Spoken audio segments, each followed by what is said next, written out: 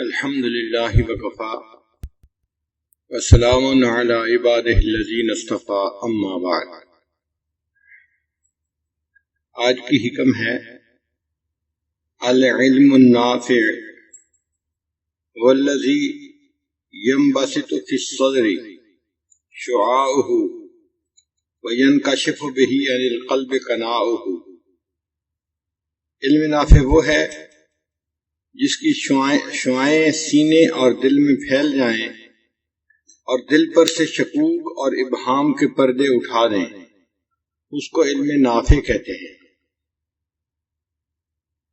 دوسری حکم ہے خیر العلم ما کانت الخشیۃ معہ۔ بہترین علم وہ ہوتا ہے جس کے ساتھ خشیت بھی ہو، انسان کا علم بھی بڑھتا رہے، ساتھ ساتھ دل میں اللہ کی خشیت بھی بڑھتی رہے۔ علم دو طرح کا ہوتا ہے، ایک معلومات ہوتی ہیں، ان معلومات کی وجہ سے انسان جانتا تو بہت کچھ ہے، مانتا نہیں، عمل کی توفیق نہیں ہوتی۔ آج کے دور میں آپ جس سے بات کریں وہی کہے گا جی میں بہت جانتا ہوں، میں سب جانتا ہوں۔ اللہ تعالیٰ کے ہاں جاننے کی بات نہیں ہونی، ماننے کی بات ہونی کہ تم نے اپنے علم پہ عمل کتنا کیا تھا۔ اور قیامت کے دن فقط علم کو نہیں تولا جائے گا، ان اعمال بنی آدم وقولہم یوزن، انسان کے اعمال کو تولا جائے گا۔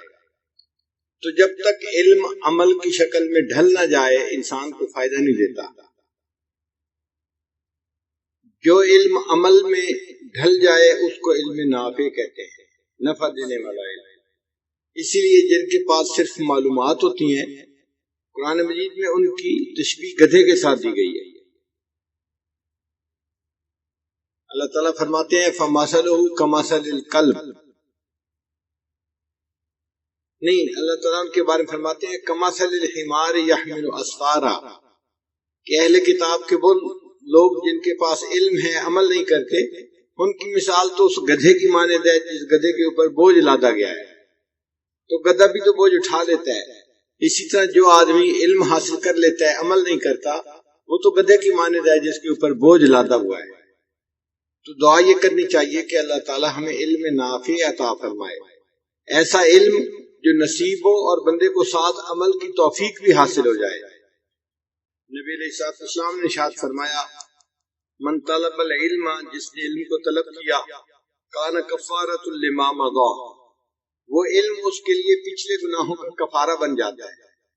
اللہ تعالیٰ علم کی برکت سے پچھلے گناہوں کو معاف فرما دیتے ہیں۔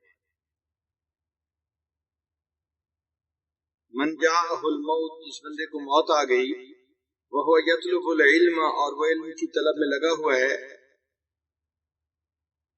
لیحیی بہ الاسلام، تاکہ اس کے ذریعے سے اسلام کو زندہ کرے، فبینہ وبین النبیین درجۃ واحدہ، اس بندے کے اور انبیاء کے درمیان صرف ایک درجے کا فاصلہ ہوگا جنت کے اندر، یعنی وہ عالم انبیاء سے جنت میں صرف ایک درجہ نیچے ہوگا، اتنا اونچا مرتبہ اس کو اللہ تعالیٰ جنت میں عطا فرمائیں گے۔ نبی علیہ الصلوۃ والسلام نے ارشاد فرمایا ستکون فتن یصبح الرجل فیہا مؤمنا ویمسی کافرا، آنے والے وقت میں قرب قیامت میں ایسے فتنے ہوں گے، تم دیکھو گے ایک بندہ صبح کے وقت ایمان والا ہوگا اور شام کے وقت وہ ایمان سے خالی ہوگا، الا من احیاہ اللہ بالعلم، سوائے اس بندے کے جس کو اللہ نے علم کے ذریعے سے زندہ کیا ہو، یعنی علم والا تو ان فتنوں سے بچ جائے گا، جس کے پاس علم نہیں وہ ان فتنوں میں پھنس جائے گا۔ نبی علیہ الصلوۃ والسلام سے سوال پوچھا گیا، بنی اسرائیل کے دو بندے تھے، ایک عالم تھا جو ہر وقت علم کے سیکھنے سکھانے میں لگا رہتا تھا اور فقط فرض نماز پڑھتا تھا، اور دوسرا آدمی تھا جو فرض نماز کے ساتھ نفل بھی پڑھتا تھا اور روزے بھی رکھتا تھا، ساری رات تہجد بھی پڑھتا تھا، مگر عالم نہیں تھا۔ تو نبی علیہ السلام سے پوچھنے والے نے پوچھا اے اللہ کے حبیب صلی اللہ علیہ وسلم، ان دونوں کا درجہ ایک دوسرے سے کس کا بڑا ہوا ہے؟ سئل رسول اللہ صلی اللہ علیہ وسلم عن رجلین، نبی علیہ السلام سے دو بندوں کے بارے میں سوال کیا گیا، کانا فی بنی اسرائیل، وہ دونوں بنی اسرائیل میں تھے، احدہما کانا عالما، ان میں سے ایک عالم تھا، یصلی المکتوبہ، وہ صرف فرض نماز پڑھتا تھا، ثم یجلس، پھر وہ بیٹھ جاتا تھا، فیعلم الناس الخیر، لوگوں کو علم کی تعلیم دیتا تھا، یعنی عالم فرض نماز پڑھنے کے بعد پورا وقت تعلیم و تعلم میں لگا دیتا تھا۔ والآخر، اور جو دوسرا بندہ تھا، یصوم النہار، دن میں روزہ رکھتا تھا، ویقوم اللیل، اور رات کو وہ تہجد میں ساری رات گزار دیتا تھا۔ ایہما افضل، پوچھا گیا اے اللہ کے حبیب صلی اللہ علیہ وسلم ان میں سے کون افضل ہے؟ قال رسول اللہ صلی اللہ علیہ وسلم، نبی علیہ السلام نے فرمایا، فضل ھذا العالم، اس عالم کی مثال اس عابد کے اوپر، کفضلی علی ادناکم، اس طرح ہے جیسے میری فضیلت تم میں سے ادنا بندے کے اوپر ہے، یعنی عالم کی فضیلت عابد کے اوپر اس طرح ہے جیسے میری فضیلت تم میں سے ایک عام آدمی کے اوپر ہے۔ آپ سوچیں کہ نبی علیہ الصلوۃ والسلام کی فضیلت کا کیا عالم، تو عالم کی فضیلت عابد کے اوپر اس طرح ہوتی ہے۔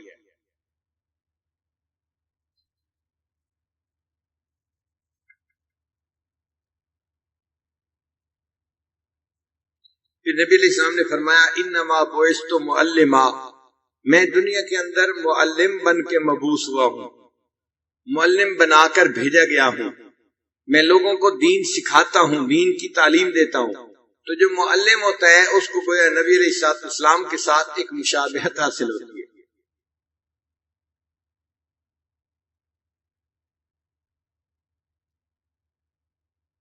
نبی علیہ السلام نے فرمایا، فضل العلم خیر من فضل العبادہ، کہ علم کی فضیلت عبادت کی فضیلت سے زیادہ بڑھی ہوئی ہے۔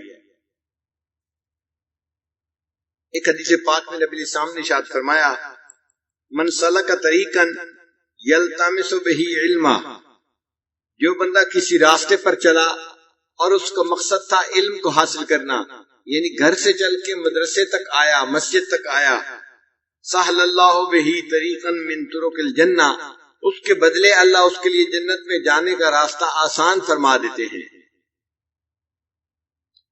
اور پھر آگے فرمایا، وَإِنَّ الْمَلَائِكَةَ لَتَضَعُ أَجْنِحَتَهَا رِضًا لِطَالِبِ الْعِلْمِ، اور ملائکہ اس طالب علم سے خوش ہو کر اس کے پاؤں کے نیچے اپنے پر بچھا دیتے ہیں۔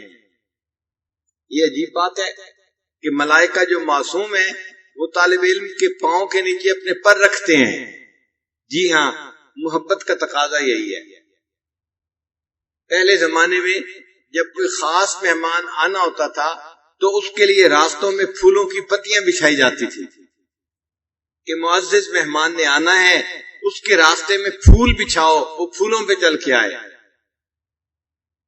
پھر ایسا بھی وقت آیا کہ جب لوگ کہتے تھے کہ آنے والا مہمان اتنا محبوب ہے، اس کے پاؤں میں پھولوں کی پتیاں بچھانے کے بجائے ہم اپنی پلکیں بچھانا چاہتے ہیں۔ اے باد صبا کچھ تو ہی بتا، اے باد صبا کچھ تو ہی بتا، مہمان جو آنے والے ہیں کلیاں نہ بچھانا راہوں میں، ہم پلکیں بچھانے والے ہیں۔ تو کلیاں بچھانے کی بجائے پلکیں بچھانے کو جی چاہتا ہے، یہ محبت کی وجہ سے۔ اسی طرح جو طالب علم اپنے گھر سے چلتا ہے تو فرشتے محبت کی وجہ سے اس کے پاؤں کے نیچے اپنے پر بچھاتے ہیں۔ ہم دنیا میں اس کے کئی نمونے دیکھتے ہیں۔ مثال کے طور پہ کسی ملک کا صدر آئے تو جب جہاز سے اترتا ہے تو اس کے لیے ریڈ کارپیٹ بچھایا جاتا ہے۔ یہ ریڈ کارپیٹ بچھانے کا کیا مطلب ہے؟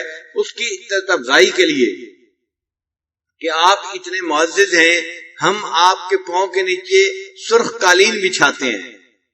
بھئی اگر دنیا دار لوگ کسی معزز مہمان کے پاؤں کے نیچے ریڈ کارپیٹ بچھا سکتے ہیں تو فرشتے کسی طالب علم کے پاؤں کے نیچے اپنے پر کیوں نہیں بچھا سکتے؟ ان فرشتوں کو طالب علم کے ساتھ اتنی محبت ہوتی ہے۔ پھر صرف فرشتوں کی بات نہیں، باقی مخلوق بھی اس طالب علم کے لیے دعا کرتی ہے۔ چنانچہ زمین اور آسمان کی مخلوق اس طالب علم کے لیے استغفار کرتی ہے. لَيَسْتَغْفِرُ لَهُ مَنْ فِي السَّمَاءِ وَالْأَرْضِ، جو آسمان اور زمین میں ہے وہ اس بندے کے لیے استغفار کرتی ہے جو علم کی طلب میں گھر سے نکلتا ہے. حتی الحیتان فی جوف البحر، حتیٰ کہ پانی کے اندر مچھلیاں بھی اس کے لیے استغفار کر رہی ہوتی. حسن بصری رحمت اللہ علیہ فرماتے تھے جب اللہ تعالیٰ کسی بندے سے ناراض ہوتے ہیں تو زہدہ فی العلم، اس بندے کو اللہ علم سے محروم فرما دیتے ہیں. علم حاصل کرنے کو اس کا دل نہیں چاہتا، طبیعت ہی نہیں بنتی علم حاصل کرنے کے لیے. اس کا مطلب یہ کہ جب اللہ تعالیٰ کسی بندے سے خوش ہوتے ہیں تو اس کے دل میں علم کی طلب ڈال دیتے ہیں. وہ علم حاصل کرنے کا شوق دل میں رکھتا ہے، اس لیے وہ کسی عالم کے پاس جاتا ہے، کسی مدرسے میں جاتا ہے، یا کسی نہ کسی ذریعے سے علم حاصل کرنے کی کوشش کرتا ہے. یہ اللہ تعالیٰ کی راضی ہونے کی علامت ہوتی ہے. انگریزی کا ایک لفظ ہے آسک، ASK اس کی سپیلنگ ہے. آسک کا مطلب ہوتا ہے پوچھو. یہ جو آسک کا لفظ ہے یہی بتا رہا ہے کہ انسان کو علم حاصل کرنا چاہیے. آسک کا کیا مطلب ہے؟ اے کا مطلب ہے آلویز، ایس کا مطلب ہے سیک، اور کاف کا اور کے کا مطلب ہے نالج. Always seek knowledge. تو آسک کے لفظ سے پتہ چلتا ہے کہ بندے کو ہر وقت علم کی طلب کرنی چاہیے. چنانچہ جو آدمی علم حاصل کرتا ہے، حدیث مبارکہ میں کعب احبار رحمت اللہ فرماتے ہیں کہ اللہ تعالیٰ نے موسیٰ علیہ السلام کو وحی نازل فرمائی، جو بندہ علم حاصل کرے گا میں اس کی قبر کو نور سے منور کر دوں گا تاکہ اس کو قبر میں کوئی وحشت نہ ہو. چنانچہ صحابہ کرام علم حاصل کرنے کے لیے ہر وقت تیار رہتے تھے. مسجد نبی میں ایک جگہ تھی جو تھوڑی سی اونچی تھی، 1 فٹ اونچی تھی باقی زمین سے. جو اونچی جگہ ہو اس کو چبوترا کہتے ہیں، صفہ کہتے ہیں عربی زبان میں. تو صحابہ کرام اس صفہ پہ آ کر بیٹھ جاتے تھے اور انتظار میں ہوتے تھے. نبی علیہ السلام جب بھی تشریف لاتے تھے ان کو دین سکھاتے تھے. یہ گویا اسلام کا پہلا مدرسہ تھا جو نبی علیہ السلام نے قائم فرمایا. آج کے دور میں اس کا اگر نام رکھنا چاہیں ہم اس کو جامع صفہ کہہ سکتے ہیں کہ نبی علیہ السلام نے جامع صفہ کی بنیاد رکھی. اس میں جو بنین کی شاخ تھی وہ مسجد کے اندر تھی اور جو بنات کی شاخ تھی وہ نبی علیہ السلام کے گھر میں تھی. چنانچہ نبی علیہ السلام کی جتنی ازواج تھی وہ ساری کی ساری طالبات تھی فی مدرسۃ النبوہ، نبوت علیہ السلام کے مدرسے کی وہ طالبات تھی. تو خواتین گھر میں دین سیکھتی تھیں اور مسجد میں سب نبی علیہ السلام کے صحابہ دین سیکھتے تھے. یہ نبی علیہ السلام نے مدرسے کی بنیاد رکھی تھی. بنین کا شعبہ بھی تھا، بنات کا شعبہ بھی تھا، سب دین حاصل کرتے تھے. چنانچہ صحابہ کرام نے دین کا علم اتنا حاصل کیا کہ اللہ کے محبوب بن گئے. اللہ تعالیٰ کو ان طلباء سے بہت زیادہ محبت تھی. اتنی محبت تھی کہ ان میں سے ایک طالب علم تھے جو نابینا تھے. ظاہر کی آنکھوں سے نابینا تھے اور باطن کی آنکھ سے بڑے بینا تھے. وہ ایک مرتبہ دوڑے دوڑے آئے نبی علیہ السلام کی خدمت میں کہ میں نبی علیہ السلام سے جا کے کوئی بات پوچھوں. نبی علیہ السلام کی خدمت میں اس وقت کچھ قریش مکہ آئے ہوئے تھے. تو نبی علیہ السلام چاہتے تھے کہ ان قریش مکہ سے بات کریں، ان کو نصیحت کریں. اب یہ نابینا طالب علم جو آیا یہ دیکھ تو سکتا نہیں تھا کہ کون آیا بیٹھا ہے. اس نے آ کے جلدی جلدی سوال پوچھا. تو نبی علیہ السلام نے ان کو تھوڑی دیر انتظار کرنے کا حکم دیا. وہ نابینا آدمی انتظار میں بیٹھ گئے، مگر اللہ کو ان طالب علم کا یہ انتظار کرنا پسند نہیں آیا. اللہ تعالیٰ نے اپنے حبیب صلی اللہ علیہ وسلم کی طرف وحی نازل فرمائی کہ اے میرے پیارے حبیب صلی اللہ علیہ وسلم، آپ نے اس سے ناگواری کا اظہار کیوں کیا؟ عبس وتولی ان جاءہ الاعمی وما یدریک لعلہ یزکا او یذکر فتنفعہ ذکرا اما من استغنا فانت له تصدى وما عليك الا يزكى واما من جاءك يسعى وهو يخشى فانت عنه تلهى. اے میرے محبوب صلی اللہ علیہ وسلم، آپ اس سے ذرا بے اعتنائی کا معاملہ کرتے ہیں جو بھاگا بھاگا آپ سے علم حاصل کرنے کے لیے آیا ہے. آپ ایسا مت کیجیے. تو نبی علیہ السلام کو اللہ نے محبوبانہ خطاب فرما دیا کہ آپ طالب علم سے یوں بے رخی کا معاملہ کیوں کرتے ہیں؟ یہ طلباء اللہ کو کتنے پسند ہوں گے کہ ان کی وجہ سے اللہ تعالیٰ اپنے محبوب صلی اللہ علیہ وسلم سے ایسا خطاب فرما رہے ہیں۔ اور ان میں بعض طلباء ایسے تھے کہ اللہ تعالیٰ ان سے قرآن مجید کے سننے کو پسند فرماتے۔ چنانچہ ایک صحابی تھے، ان کا نام تھا ابن کعب رضی اللہ تعالیٰ عنہ۔ ایک مرتبہ نبی علیہ السلام نے انہیں کہا، ابن کعب مجھے سورہ بینہ سناؤ۔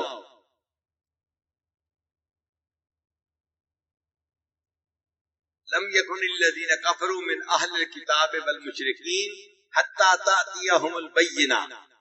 وہ کہنے لگے، اے اللہ کے حبیب صلی اللہ علیہ وسلم، قرآن مجید تو آپ کے اوپر نازل ہوا، میں آپ کے سامنے قرآن پڑھ کے سناؤں؟ تو نبی علیہ السلام نے جواب میں ایسے ہی فرمایا۔ وہ صحابی بھی سمجھدار تھے، سمجھ گئے کہ نبی علیہ السلام کو حکم ہوا ہے۔ انہوں نے آگے سے سوال پوچھا، اے اللہ کے حبیب صلی اللہ علیہ وسلم، اللہ سمانی، کیا اللہ نے میرا نام لے کر یہ کہا ہے کہ ابن کعب سے کہو قرآن پڑھے؟ تو نبی علیہ السلام نے جواب میں فرمایا، نعم اللہ سماک، ہاں ابن کعب، اللہ نے تمہارا نام لے کر کہا ہے، ابن کعب سے کہو قرآن پڑھے۔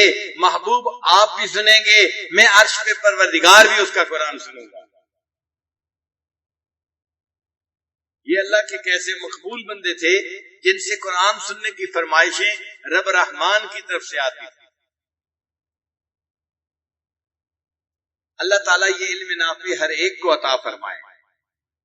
چنانچہ ہمارے اکابرین نے اس علم کو حاصل کرنے کے لیے بڑی مشقتیں اٹھائیں، ہزاروں میل کا سفر طے کر کے جاتے تھے اپنے استاد کے پاس اور علم پڑھتے تھے۔ اس زمانے میں جو طالب علم استاد کے پاس آتا تھا تو کھانا پینا طالب علم کی ذمہ داری ہوتی تھی، استاد فقط سبق پڑھاتا تھا۔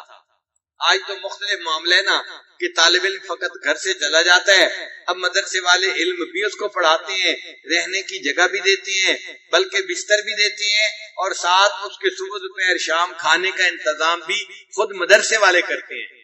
پہلے زمانے میں ایسا نہیں تھا، طلباء کھانا خود اپنا کھایا کرتے تھے اور علم اپنے استاد سے پڑھا کرتے تھے، استاد پر بوجھ نہیں بنتے تھے۔ امام شافعی رحمت اللہ علیہ اتنے بڑے عالم تھے مگر ابتدائی جوانی میں یتیم ہو گئے۔ اب جب والد سر پہ نہیں تھا تو والدہ کے پاس خرچ کرنے کے لیے کچھ ہوتا نہیں تھا، تو امام شافعی رحمت اللہ کی والدہ ان کو کاغذ قلم خرید کے نہیں دے سکتی تھی۔ امام شافعی رحمت اللہ فرماتے ہیں کہ میں بڑے بڑے جانوروں کی ہڈیاں تلاش کرتا تھا، اونٹ کی ہڈیاں، بڑے جانور کی ہڈیاں، بیل کی ہڈیاں، ان کی جو رانوں کی ہڈیاں ہوتی ہیں وہ بڑی بڑی ہوتی ہیں۔ فرماتے ہیں میں ان کی ہڈیاں ڈھونڈ کے گھر لاتا تھا، ان کو آ کے اچھی طرح صاف کرتا تھا، پھر دھویا کرتا تھا تاکہ ان کے اندر سے چکنائی ختم ہو جائے، پھر ان کو دھوپ کے اندر میں خشک کیا کرتا تھا، اور ان کے اوپر جب خشک ہو جاتی تھی میں اپنے نوٹس لکھ لیا کرتا تھا، کیونکہ مجھے کاغذ کے خریدنے کے پیسے نہیں ہوتے تھے۔ لوگ نہیں جانتے تھے یہ بچہ جو اونٹوں کی اور جانوروں کی ہڈیاں ڈھونڈتا پھرتا ہے، آنے والے وقت میں اس کو امام کہا جائے گا۔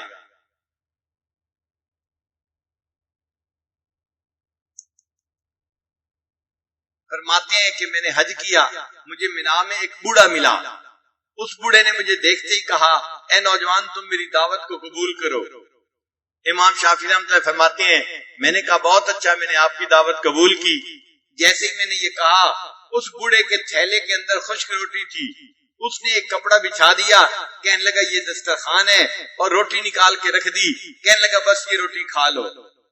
امام شافعی رحمۃ اللہ فرماتے ہیں میں نے بے تکلف روٹی کھانی شروع کر دی۔ جب بوڑھے نے دیکھا کہ میں نے بلا تکلف وہ خشک روٹی کھانی شروع کر دی تو مجھے کہنے لگا نوجوان تو مجھے قریشی نظر آتا ہے۔ میں نے کہا ہاں میں قریش کے قبیلے سے ہوں۔ وہ کہنے لگا کہ میں نے اس طرح پہچانا کہ قریشی لوگ دعوت دینے میں بھی بے تکلف ہوتے ہیں اور دعوت قبول کرنے میں بھی بے تکلف ہوتے ہیں، تمہاری بے تکلفی نے مجھے بتا دیا کہ تم قریش قبیلے سے ہو۔ کہنے لگے میری اس بوڑھے سے بات چیت ہونے لگی تو بوڑھے نے بتایا کہ میں تو مدینہ طیبہ سے حج کرنے کے لیے آیا ہوں۔ میں نے امام مالک رحمت اللہ علیہ کا نام سنا ہوا تھا کہ وہ مدینہ طیبہ میں ہوتے ہیں۔ میں نے اس بوڑھے سے امام مالک کے متعلق پوچھنا شروع کر دیا۔ بوڑھا سمجھ گیا کہ مجھے امام مالک رحمت اللہ علیہ سے محبت ہے اور ان کے علمی شوق کی وجہ سے مجھے ان کے بارے میں مزید معلومات حاصل کرنی ہے۔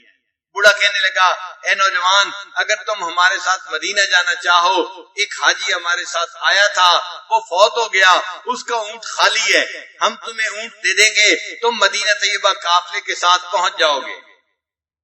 امام شافعی رحمۃ اللہ فرماتے ہیں کہ میں نے اس واقعے کو اپنے لیے، اس موقع کو اپنے لیے گولڈن چانس سمجھا اور میں نے اس کی اس دعوت کو بھی قبول کر لیا۔ چنانچہ قافلے والوں نے ایک براؤن اونٹ مجھے سواری کے لیے دے دیا، میں اونٹ پہ سوار ہو گیا اور قافلے کے ساتھ میں مدینہ طیبہ پہنچا۔ ہمیں مکہ مکرمہ سے مدینہ پہنچنے میں 16 دن لگے اور میں نے 16 دن میں 16 مرتبہ قرآن مجید کو مکمل ختم کر لیا۔ اتنا عبادت کا شوق ہوتا تھا۔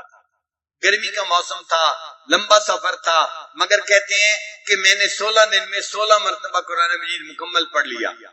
جب میں مدینہ طیبہ پہنچا مسجد نبوی میں تو اس وقت میں نے دیکھا کہ نماز ہو چکی ہے اور ایک لمبا سا آدمی کھڑا ہوا اور ایک اونچی جگہ پر بیٹھ گیا اور اس نے کہنا شروع کر دیا، قال رسول اللہ صلی اللہ علیہ وسلم۔ امام شافعی رحمۃ اللہ فرماتے ہیں کہ میں نے پہچان لیا کہ یہی امام مالک ہوں گے، لمبے قد والے۔ انہوں نے ایک چادر باندھی ہوئی تھی اور دوسری چادر اوڑھی ہوئی تھی، سلا ہوا لباس نہیں تھا، بس 2 چادریں تھی۔ حدیث پڑھانے بیٹھ گئے۔ امام شافعی رحمۃ اللہ فرماتے ہیں میں بھی اس کے درس میں بیٹھ گیا اور میں نے بھی احادیث سننی شروع کر دی۔ تھوڑی دیر کے بعد امام مالک رحمۃ اللہ نے حدیثیں لکھوانی شروع کی۔ تو جب حدیث لکھوانی شروع کی تو جو لوگ وہاں تھے ان کے پاس کاغذ قلم تھے، انہوں نے کاغذ قلم سنبھالے اور حدیث کی املا شروع کر دی۔ محدث جب حدیث بیان کرتا ہے اور طلباء سن کے لکھتے جاتے ہیں، اس کو حدیث کی املا کہتے ہیں۔ وہ کہتے ہیں کہ میں چاہتا تھا کہ میں بھی طلباء کی طرح حدیث لکھوں، مگر میرے پاس نہ قلم تھا نہ کاغذ تھا، میں فقط حدیث سنتا رہا۔ اتنے میں نے دیکھا میرے سامنے صف کے اوپر ایک تنکا پڑا ہوا تھا۔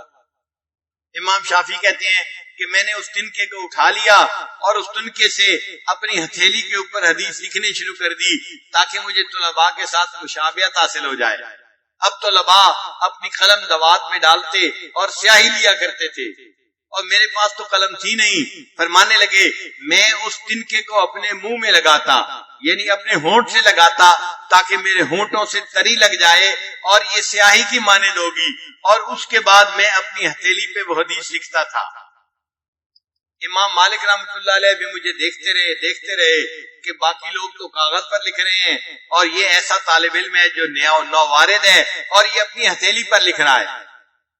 کچھ دیر کے بعد اگلی نماز کا وقت ہوا تو امام مالک رحمۃ اللہ نے مجلس برخاست کر دی۔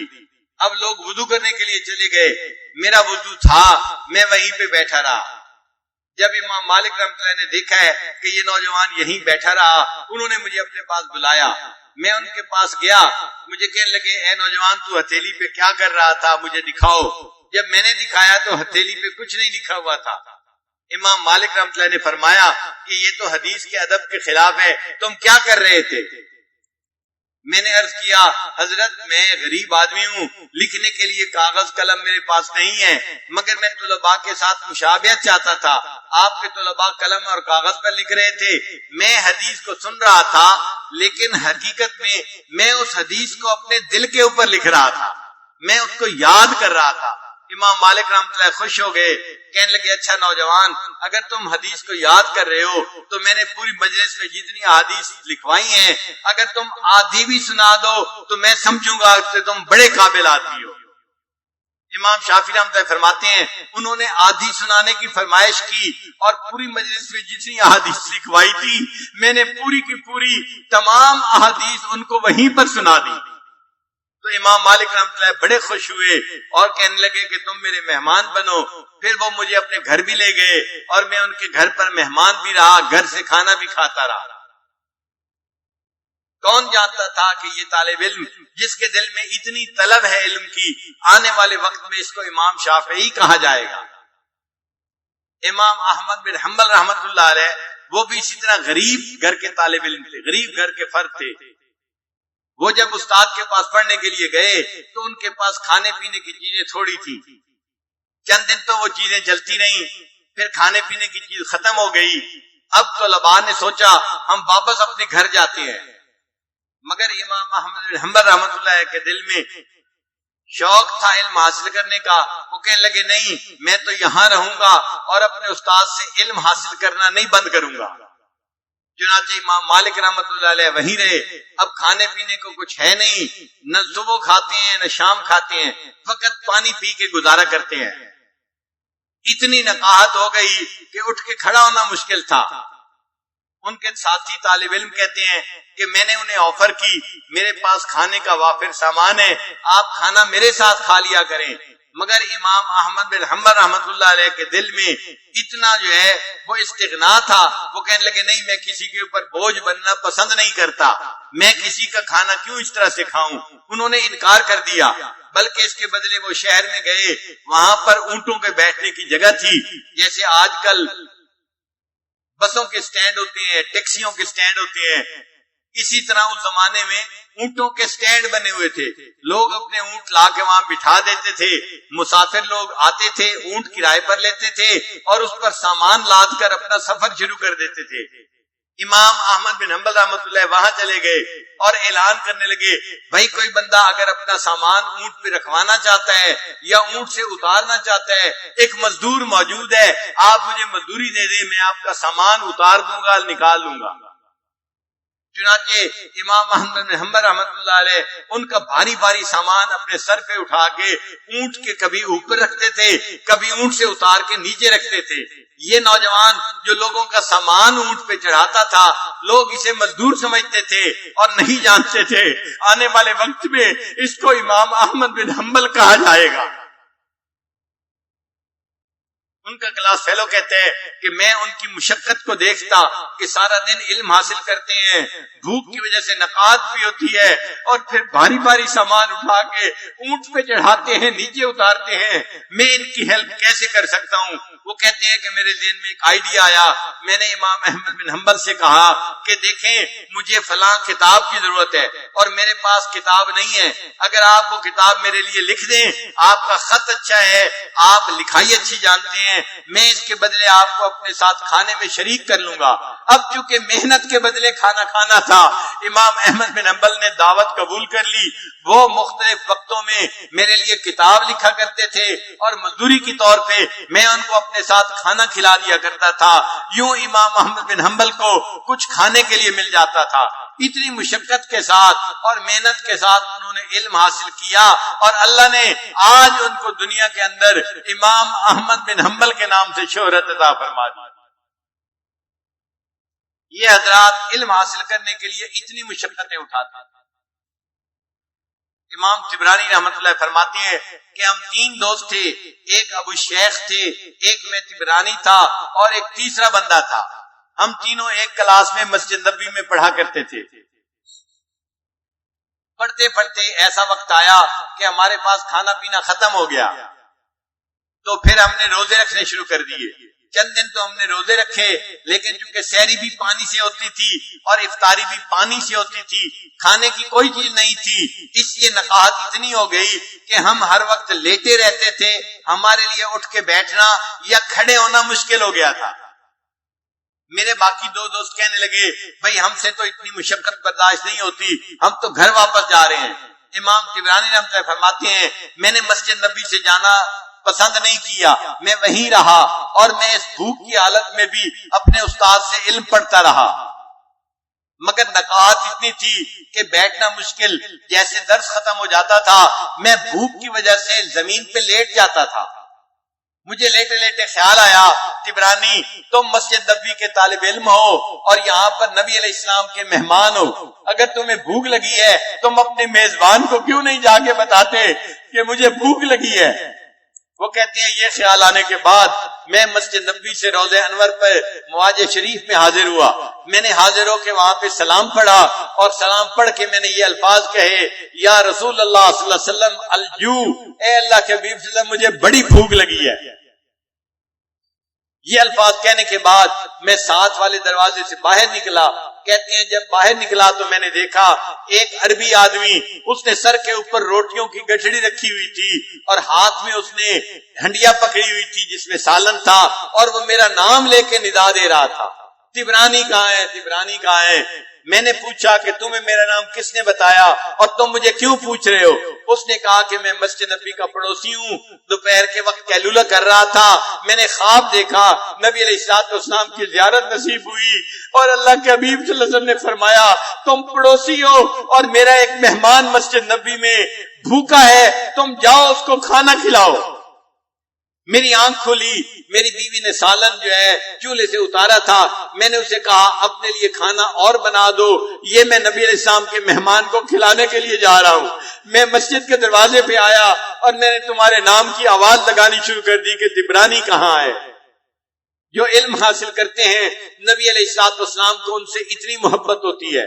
چنانچہ ایک بزرگ تھے، ان کے بارے میں آتا ہے کہ اللہ تعالیٰ نے ان کو خوب مال پیسہ دیا تھا۔ جب اللہ کی طرف سے خوب مہربانیاں تھیں، وہ اللہ کے بندوں کو روزانہ کھانا کھلایا کرتے تھے اور ان کے دسترخوان پر کئی ہزار بندے روزانہ کھانا کھاتے تھے۔ انہوں نے اعلان کیا ہوا تھا جس بندے کو بھوک لگی ہو وہ میرے دسترخوان پہ آ کے کھانا کھائے۔ چنانچہ لوگ آتے تھے اور ان کے دسترخوان پہ کھانا کھاتے تھے۔ ایک دن ان کو خواب میں نبی علیہ الصلوۃ والسلام کی زیارت نصیب ہوئی تو نبی علیہ السلام نے ان کو فرمایا کہ اچھا آپ اللہ کی دعوت تو روز کرتے ہیں اور میری دعوت آپ نے کبھی نہیں کی۔ جب نبی علیہ السلام نے یہ فرمایا ان کی آنکھ کھل گئی، اب وہ بڑا پریشان، اس خواب کا مطلب کیا ہے سمجھ نہیں آتی تھی۔ کچھ علماء کے پاس گئے کہ میں نے یہ خواب دیکھا ہے، نبی علیہ السلام نے فرمایا تم اللہ کی دعوت تو روز کرتے ہو اور میری دعوت تم کبھی کرتے ہی نہیں ہو۔ ان علماء نے اس کی تعبیر دی کہ تم اللہ کے بندوں کی اللہ کی رضا کے لیے روز دعوت کرتے ہو، یہ گویا اللہ کی دعوت ہے، لیکن تم نے نبی علیہ الصلوۃ والسلام کے جو ورثاء ہیں علماء، حفاظ، قراء، ان کی دعوت کبھی نہیں کی، تو نبی علیہ السلام نے گلہ کیا ہے کہ تم میری دعوت نہیں کرتے۔ چنانچہ انہوں نے علماء طلباء کو بلا کے ان کی دعوت کی اور یوں گویا ان کے خواب کی تعبیر مکمل ہو گئی۔ تو علماء طلباء کو کھانا کھلانا در حقیقت نبی علیہ الصلوۃ والسلام کو کھانا کھلانے کی مانند ہے۔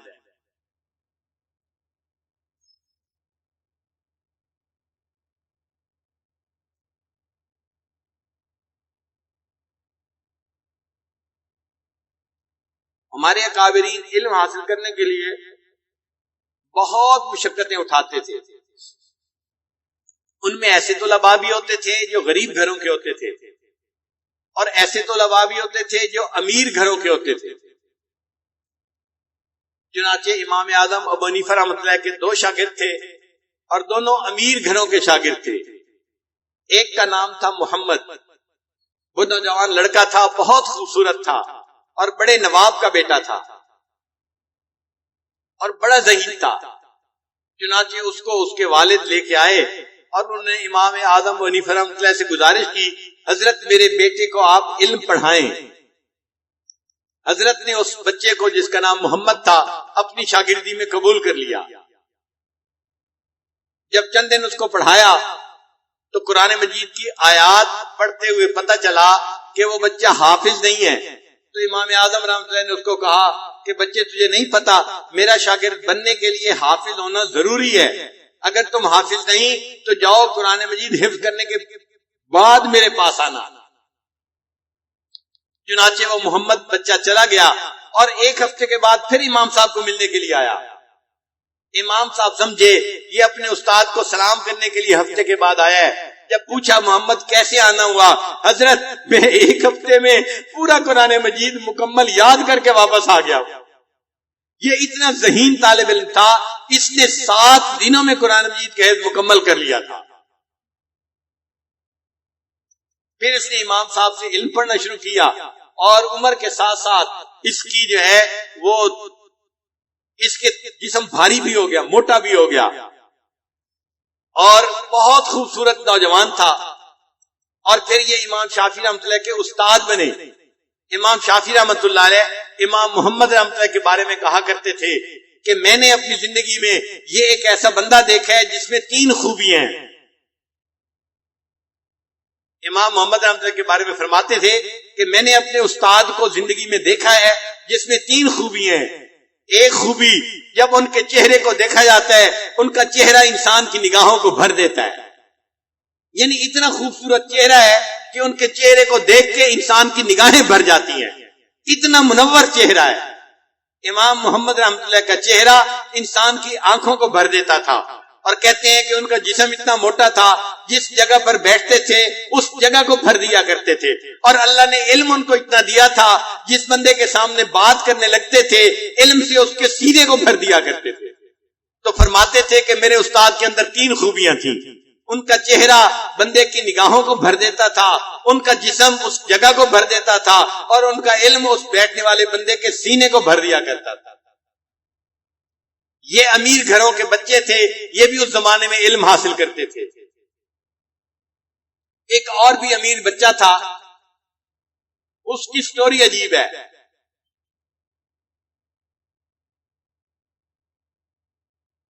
اس کی سٹوری بھی ذرا سن لیجئے کہ ترکی کا ایک بزنس مین تھا اور اس نے اپنے لیے ایک باغ لیا تھا، انار کا باغ. انگور کا باغ، انار کا باغ اس زمانے میں عام ہوتے تھے. آپ نے انور کے باغ کا واقعہ تو سورہ کہف کے اندر سن لیا. یہ وہ بندہ تھا جس کو اللہ نے انار کا باغ دیا تھا. انار کا درخت زیادہ بڑا نہیں ہوتا مگر اس کے اوپر انار لگتے ہیں، موٹے موٹے اور بڑے ٹیسٹی انار ہوتے ہیں.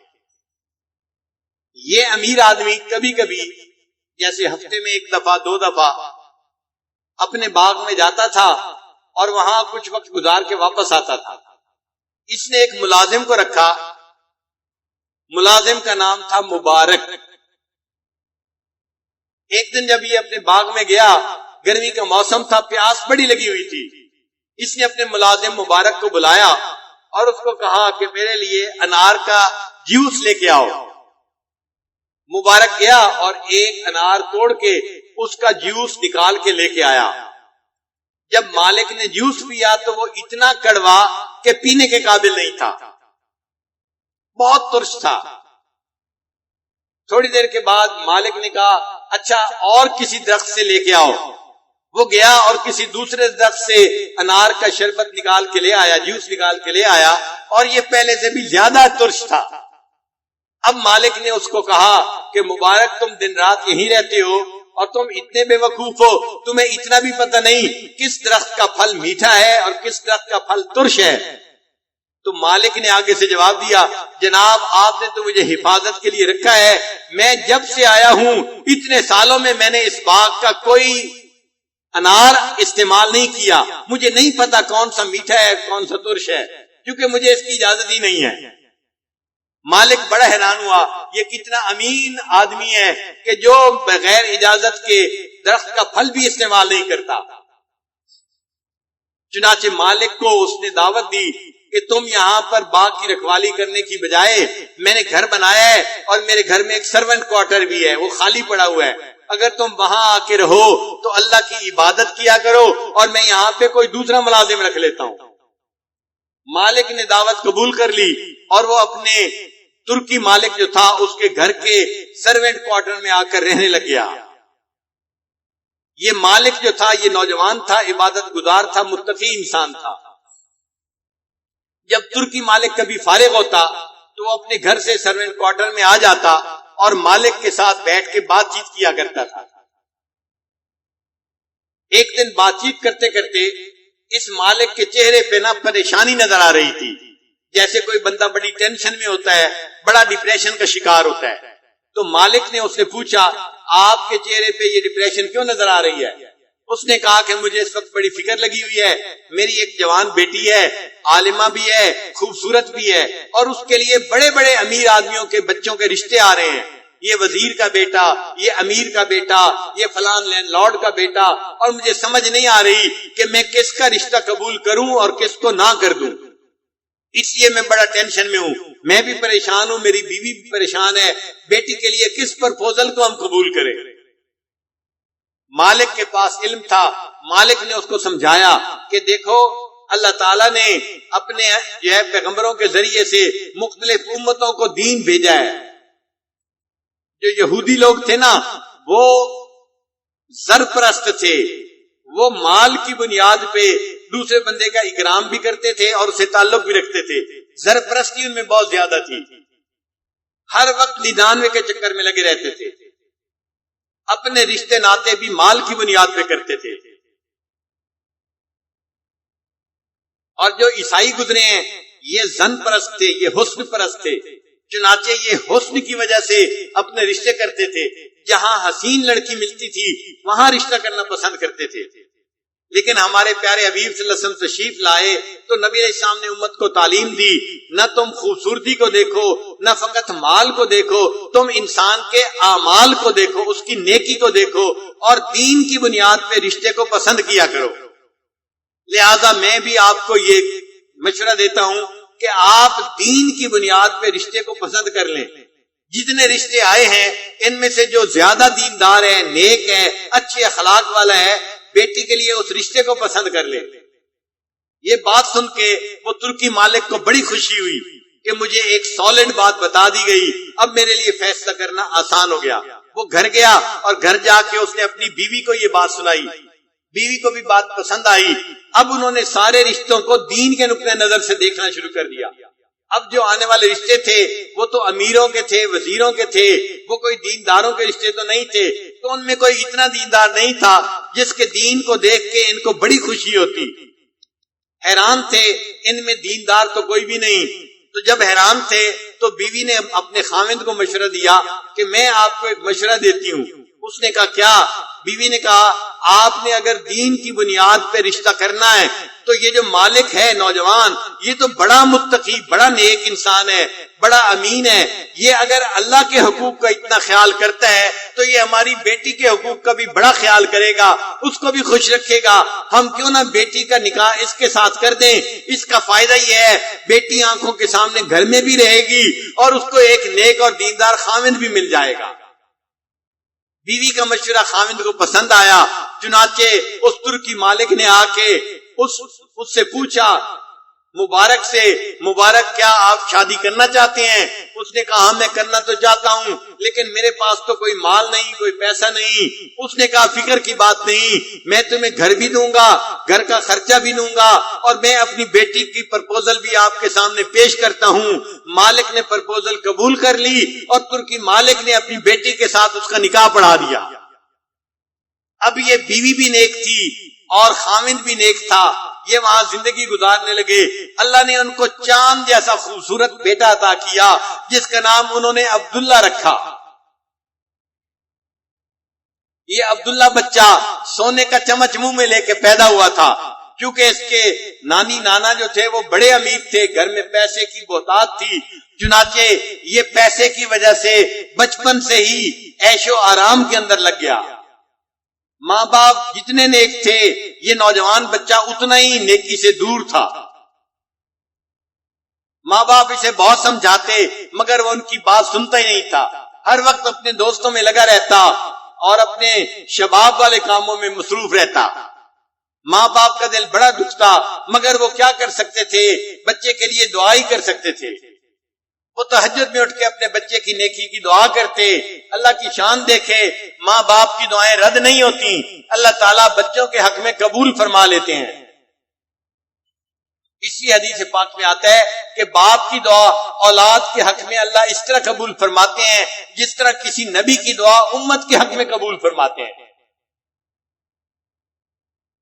امام بخاری رحمت اللہ علیہ بچپن میں نابینا ہو گئے تھے. ان کی ماں نے دعا کی تھی, اللہ نے ماں کی دعا کے صدقے امام بخاری رحمت اللہ کو دوبارہ بینائی عطا فرما دی تھی. اب یہ عبداللہ جو تھا یہ نیک نہ بنا تو ماں باپ اللہ کے سامنے فریاد کرتے, دعائیں کرتے.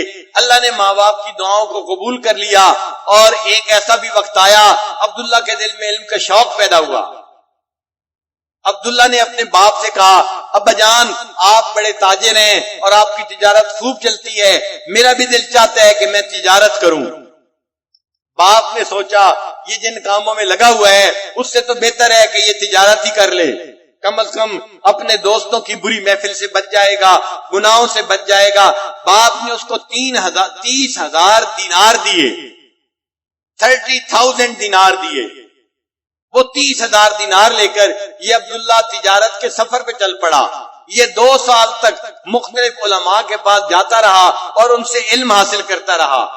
2 سال کے بعد جب واپس آیا تو باپ نے دیکھا کہ اس کے پاس تو تجارتی سامان کچھ بھی نہیں. باپ نے پوچھا بیٹا تم مجھے کہہ کے گئے کہ میں تجارت کرنے جا رہا ہوں, تم نے 30,000 دینار کا کیا کیا؟ بیٹے نے کہا ابا جان میں نے وہ تجارت کی ہے جس تجارت میں نقصان کا اندیشہ ہی نہیں ہے. میں نے ان 3,000 دینار کے بدلے اساتذہ سے علم حاصل کیا ہے.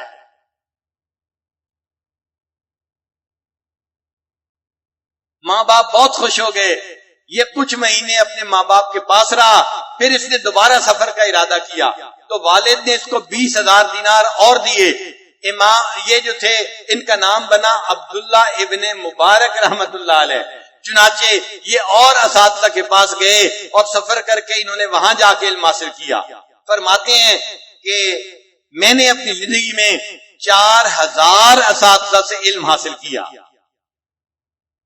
میں اگر گننا چاہوں نا کہ میں نے اپنی زندگی میں کتنے اساتذہ سے علم حاصل کیا تو لگتا ہے کہ وہ 100 سے کم ہوں گے, زیادہ نہیں ہوں گے, چند ایک ہوں گے.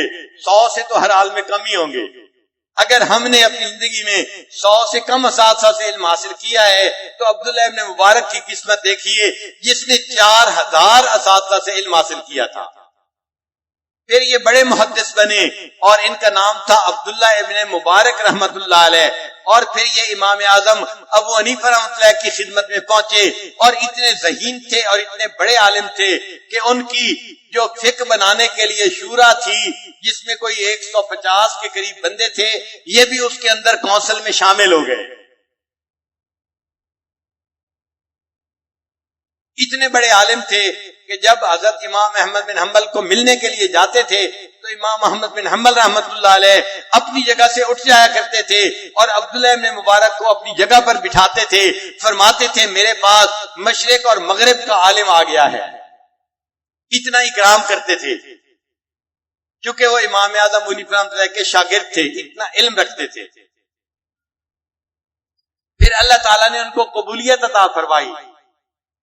آج محدثین حدیث پڑھاتے ہیں, کسی کے پاس 50 شاگرد ہوتے ہیں, کسی کے پاس 100 ہوتے ہیں, کسی کے پاس چند 100 ہوتے ہیں. چند 100 سے کام آگے نہیں بڑھتا. دارالعلوم دیوبند میں اس وقت 1400 کے قریب دور حدیث کے طلباء ہے. ہمارے ملک میں جامع حقانیہ مدرسہ ہے, اس کے طلباء بھی تقریباً 1400 کے قریب ہے. بنگلہ دیش میں ایک مدرسہ ہٹھ ہزاری, اس کے بھی تقریباً 1500 طلباء ہر سال ہوتے ہیں. تو 1000-1500 طلباء ہوتے ہیں مدارس میں جو زیادہ ہوتے ہیں. لیکن عبداللہ ابن مبارک رحمۃ اللہ علیہ کو اللہ نے ایسی قبولیت عطا فرمائی. جب یہ حدیث کا درس دیتے تھے حضرت شیخ الحدیث رحمۃ اللہ فرماتے ہیں ان کے حدیث درس میں ایک وقت میں 40,000 طلباء ہوتے, 40,000 طلباء ہوتے تھے. آپ اندازہ کرو یہ مجمع اتنا بڑا نظر آتا ہے, یہ 2-3 ہزار کا مجمع ہے, لیکن ان کے مجمع میں 40,000 طلباء ہوتے تھے. اس زمانے میں ساؤنڈ سسٹم تو ہوتا نہیں تھا, تو عبداللہ ابن مبارک رحمۃ اللہ حدیث پڑھا کرتے تھے اور ان سے سن کے جیسے نماز کا مکبر ہوتا ہے نا, لوگ حدیث پڑھ کے آگے مجمع کو سناتے تھے. شیخ الحدیث رحمۃ اللہ فرماتے ہیں یہ جو مکبر لوگ تھے جو حدیث مجمع کو سناتے تھے ان کی تعداد 1200 ہوا کرتی تھی. تو 1200 بندے حدیث سن کے آگے سنایا کرتے تھے. مجمع کتنا بڑا ہوگا. اللہ نے قبولیت ایسی عطا فرمائی تھی.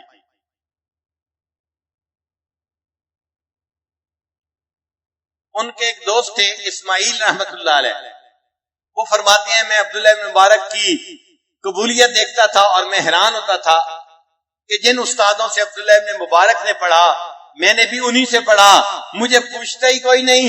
اور یہ عبداللہ بن مبارک ایسا ہے اس سے پڑھنے کے لیے لوگ جو ہے وہ بالکل جیسے چیونٹیاں آتی ہیں اس طرح اس کے پاس آنے کو تیار ہوتے ہیں. وہ فرماتے ہیں کہ پھر میں نے سوچا آخر عبداللہ بن مبارک کو یہ قبولیت کیوں حاصل ہے. تو وہ کہتے ہیں کہ پھر میں اس نتیجے پر پہنچا کہ جتنا اللہ کا خوف عبداللہ ابن مبارک کے دل میں تھا اتنا خوف ہمارے دل میں نہیں تھا, اس لیے اللہ نے ان کو قبولیت عطا فرما دی.